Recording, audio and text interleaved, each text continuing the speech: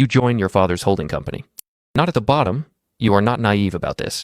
You join as an associate in the strategy division, reporting to a man named Henrik who has an MBA from INSEAD, in the manner of someone who has spent 20 years being carefully diplomatic about the fact that his boss's son occupies a role he could have filled better. You like Henrik.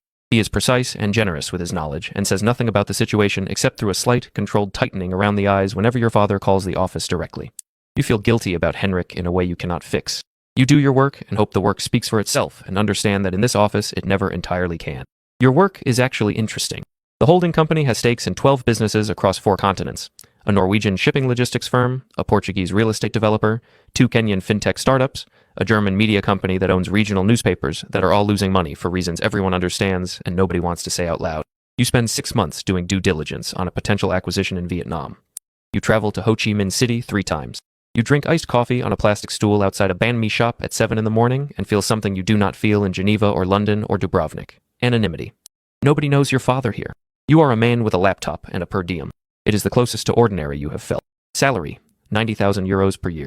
This is a real salary for a real job, and you have insisted on it being market rate, which is an integrity point that costs you nothing because your allowance continues at a level that makes the salary decorative. You know this. You feel the knowing of it as a low-grade nausea that you have learned to live with the way people live with tinnitus. Not gone, just background. You meet a woman named Sophia at a conference in Vienna. She works in impact investing. She is from Buenos Aires. She has a directness that you find disorienting because directness is not a quality you encounter often in the circles where everyone is managing their relationship to your father's money. You date for 8 months. She ends it.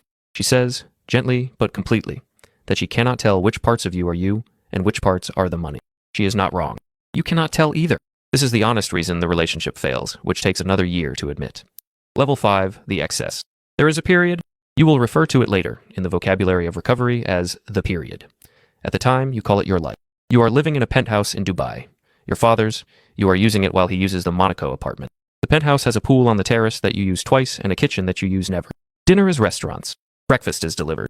The cocaine is better in Dubai than it was in London, and easier to obtain through the social infrastructure of a certain kind of international wealth that clusters in the marina and in the private rooms of clubs where the bottles arrive with sparklers, and everyone is celebrating something that nobody can name. You spend 340,000 euros in 11 months. Not investing, spending. On clothes, on weekends in Mykonos and Ibiza and Zanzibar, on a watch that costs 88,000 euros that you lose and do not report because